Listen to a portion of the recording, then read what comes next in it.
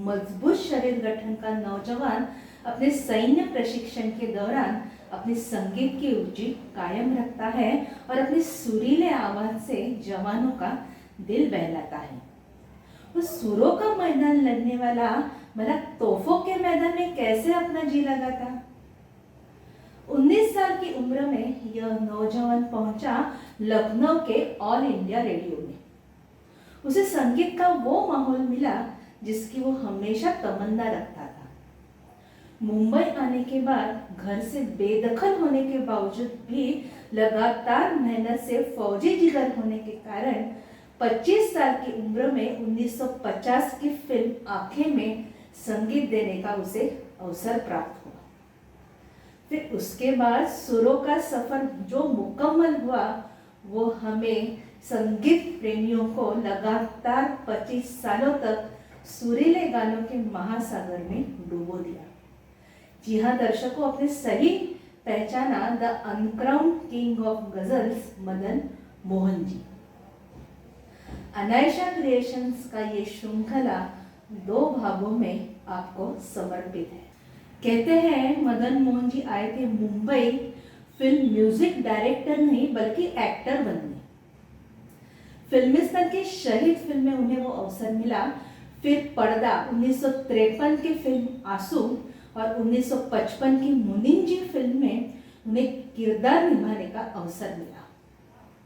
1964 में फिल्म आई थी। 1962 के इंडो चाइना वॉर के ऊपर उसकी कहानी थी। उस फिल्म में चेतन आनंद जी ने संगीतकार के साथ मदन मोहन जी को आर्मी सिपाही की भूमिका दी थी। पर लद्दाख में चित्रित की जाने वाली इस फिल्म मौसम खराबियों के कारण नहीं चित्रित हो पाई और मदन जी को वापस लौटना पड़ा। लेकिन इस फिल्म में संगीत के लिए कुछ स्थान न होने के बावजूद भी मदन मोहन जी ने अपने रचनाओं के अनमोल रत्न सजाकर गानों को 4 चांद लगा दिए। आइए सुनते हैं इस फिल्म का ये गाना जिसे लता फड़के जी सुनाने जा रही है, गीतकार कैफी आजमी जी। सुनते हैं।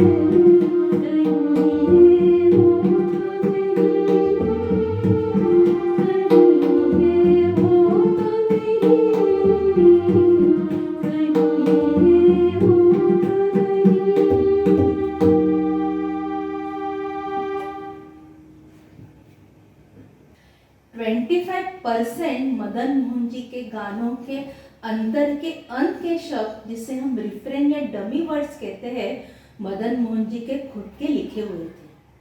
लेकिन वो कभी जिद नहीं करते थे कि गीतकार वही शब्द को लेकर पूरा गाना लिखे। मदन मोहन और राजेंद्र कृष्ण जी बहुत ही अच्छे करीबी दोस्त थे। मदन मोहन जी जब मुंबई आए थे और उन्हें रहने का ठिकाना नहीं था, तभी राजेंद्र कृष्ण जी के साथ ही वो रहते थे। राजेंद्र कृष्ण जी की कुछ प्रतिभा ऐसी थी कि फिल्म का कोई भी सिचुएशन हो वो गाना लिख सकते थे। किसी फिल्म में अगर मदन मोहन जी का संगीत हो तो वो हमेशा मदन मोहन जी के साथ बैठते थे, उनसे विचार विमर्श करते थे और उधर ही गाना लिख डालते थे। बाकी के संगीतकार जो थे वो धुन को घर ले जाकर गीत को लिखते थे। राजेंद्र कृष्ण जी का एक खूबसूरत नगमा बहाना फिल्म से मीना कुमारी जी पर फिल्माया गया और मदन मोहन जी ने अपने पसंदीदा रागों में से यमन से उसे सजाया है। मदन जी सितार, वायलिन, सरोज सारंगी के चाहते थे। दर्शकों, इस गाने में जो सितार बजाई है वो आप ओरिजिनल गाने में यूट्यूब पर जरूर सुनिए। आइए सुनते हैं जारे बदरा बैरी जा, मिलन करंदीकर आपको सुनाने जा रही है।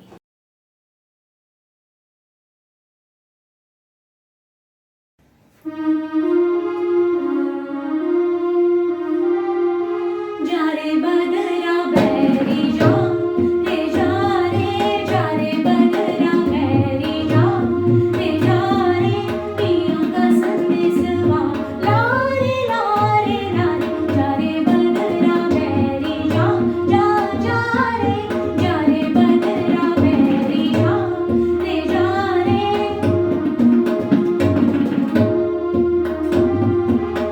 बात कद मोरी हारी नजरिया, बात कद मोरी, बात कद मोरी, बात कद मोरी हारी नजरिया, कब आएंगे सावरिया।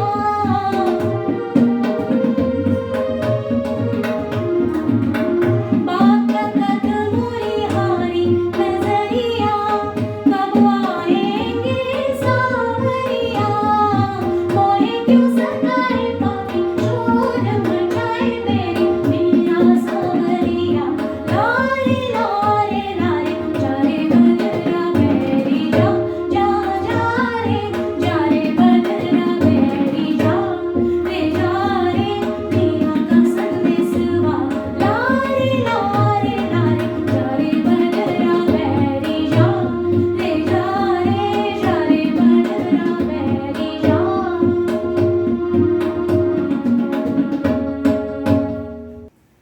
मदन मोहन जी ने संगीत की कोई तालीम हासिल नहीं की थी, लेकिन ऑल इंडिया रेडियो लखनऊ में जब भी वो शास्त्रीय संगीत के कार्यक्रमों के सहायक थे तो तभी उनकी पहचान दिग्गज गायक अब्दुल वहीद खान, पंडित राम नारायण, बेगम अख्तर, विलायत खान, रोशन आरा, तलत महमूद से हुई। मदन मोहन जी अपने संगीत की चाहत जाहिर करते थे धुनें बना के।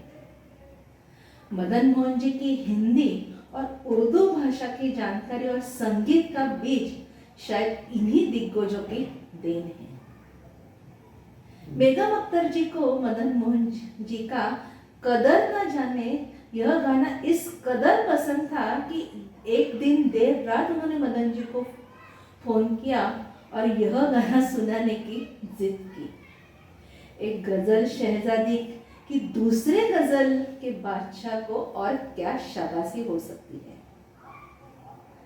1962 की फिल्म मनमोहन जी ने मदन मोहन जी की अधिक परिष्कृत, मधुर और बेहतरीन ऑर्केस्ट्रेशन का बदलाव दिखाई दिया। उनके फिल्म के केंद्र बिंदु नायिका प्रधान थे। इस फिल्म में साधना जी पर फिल्माया गया और लता जी के दर्द भरे आवाज में मैं तो तुम संग नैन मिला के लता फड़के जी आपको सुनाने जा रही है। आइए सुनते हैं।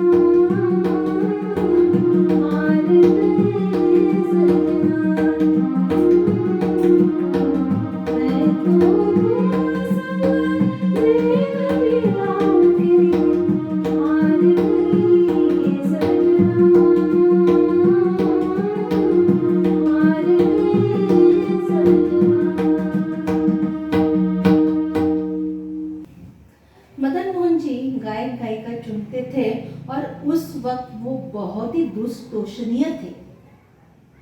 उन्हें हर एक गायक गायिका की क्षमताओं के बारे में अचूक परीक्षण था। धुन को तैयार करने के बाद ही वो गायक गायिका चुनते थे और फिर ही गाना रिकॉर्ड करने का सोचते थे। बैठक में वो गाना जब भी वो वापस सुनते थे तब उन्होंने सही गायक या गायिका का चुनाव किया है, इससे उन्हें बहुत ही समाधान मिलता था।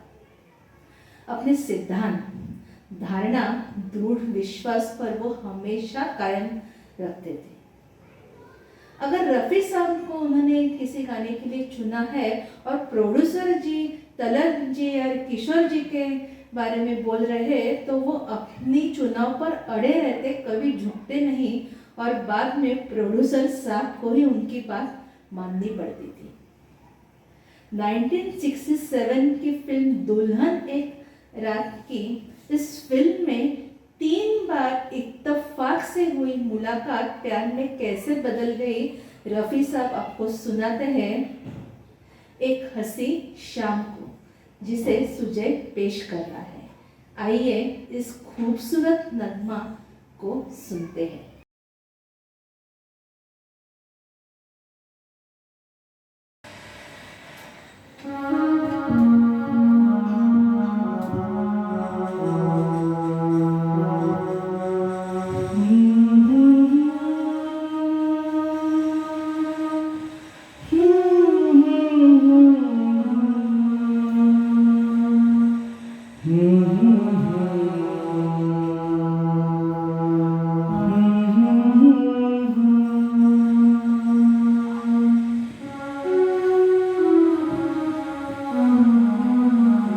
एक हंसी शाम को दिल मेरा खो गया, एक हंसी शाम को दिल मेरा खो गया। पहले अपना हुआ करता था, अब किसी का हो गया। एक हंसी शाम को दिल मेरा खो गया।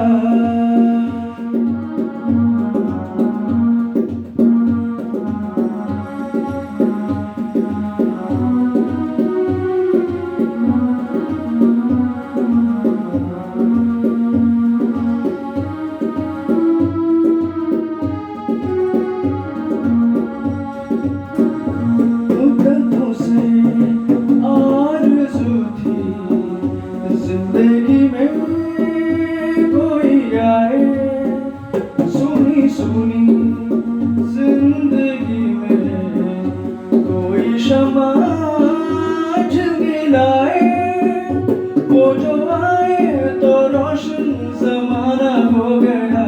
एक हंसी शाम को दिल मेरा खो गया, एक हंसी शाम को दिल मेरा खो गया।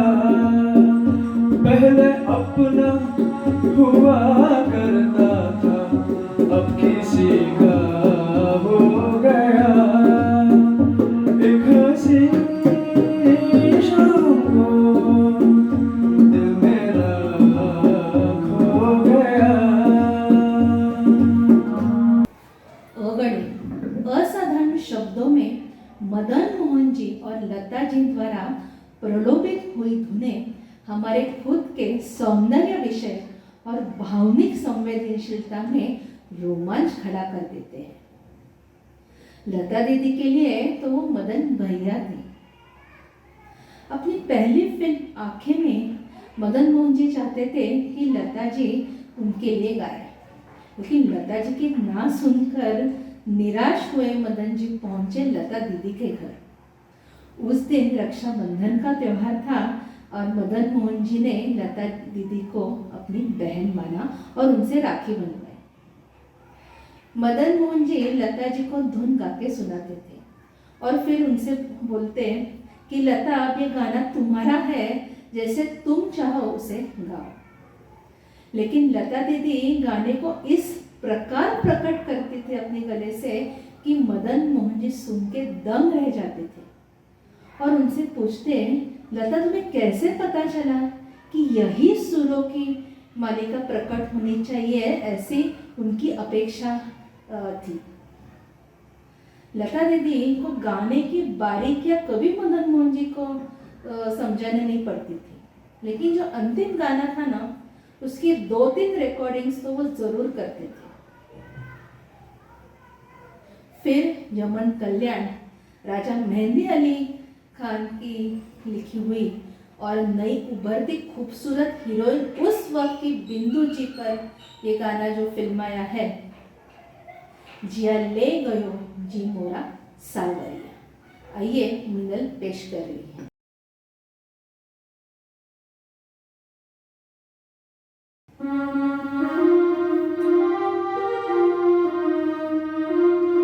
जिया ले गयो जी मोरा सावरिया, जिया ले गयो जी मोरा सावरिया, लागी मन में लागल हुई बावरिया, जिया ले गयो जी मोरा सावरिया, जिया ले गयो जी मोरा सावरिया।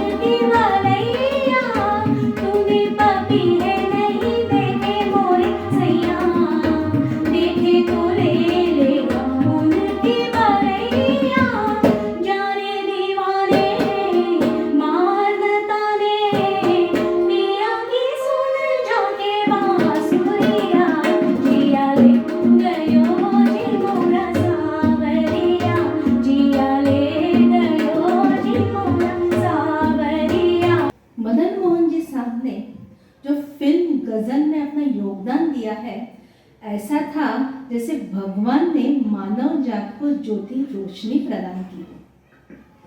मदन मोहन अंदाज का छापा मुकम्मल हुआ 1958 के फिल्म अदालत से। जाना था हमसे दूर, जमी से हमें आसमां पर, जा रे साजना, उनको ये शिकायत थी, इन गानों को कौन भूला है। इस फिल्म के बाद the uncrowned king of ghazals यह उपाधि मदन मोहन जी को प्राप्त हुई। इस फिल्म के बाद हर एक प्रोड्यूसर चाहता था कि मदन मोहन जी की गजल उनके फिल्म में शामिल हो। आइए सुनते हैं इसी अदालत फिल्म का युग हसरतों के डाक। शैलजा लेले आपके सामने प्रस्तुत कर रही है।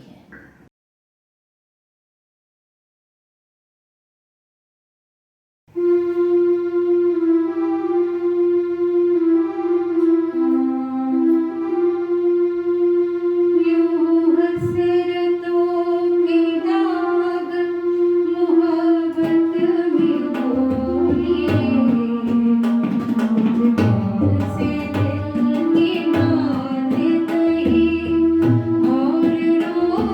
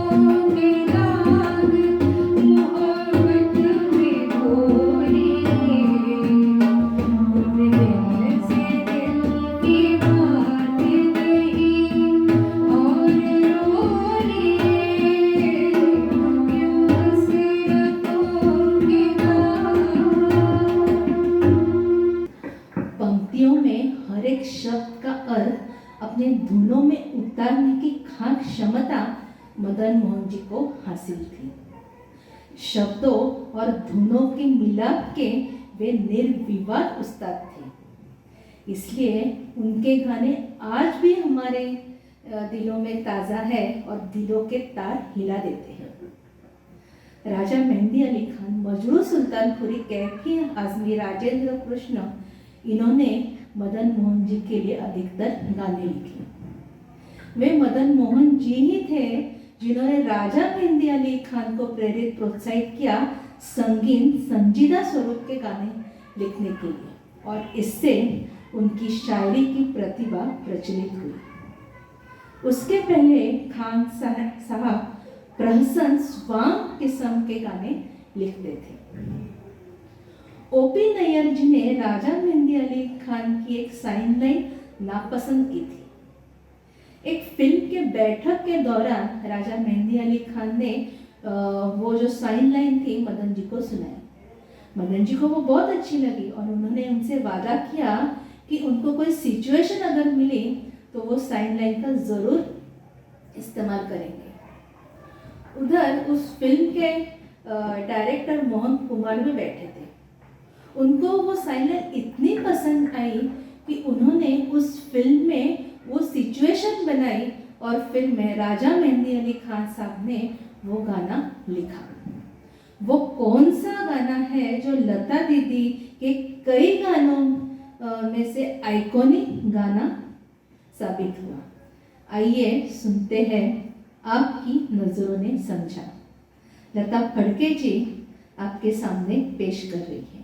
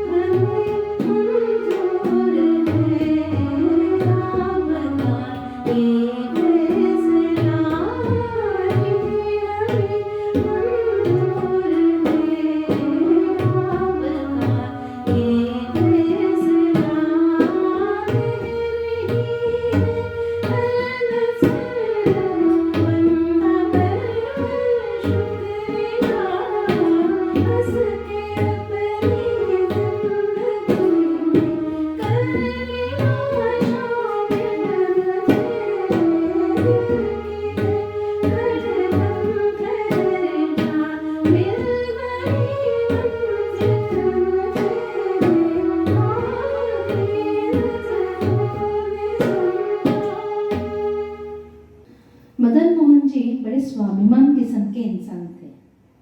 अपना मकाम हासिल करने के लिए उन्होंने कभी किसी की मदद नहीं ली। उनका यह कहना था कि अगर उनकी प्रतिभा के ऊपर विश्वास है तो लोग उन्हें ढूंढते जरूर आएंगे। हर वक्त कुछ अलग प्रयोग अपनी धुनों में, वाद्यों में इस्तेमाल करने की प्रेरणा, मीमांसा, गहरी सोच, विचार, अपने धुनों के प्रति इन खूबियों का अंदाज हम अगले भाग में जरूर महसूस करेंगे। तब तक के लिए आपसे अनुमति लेते हैं।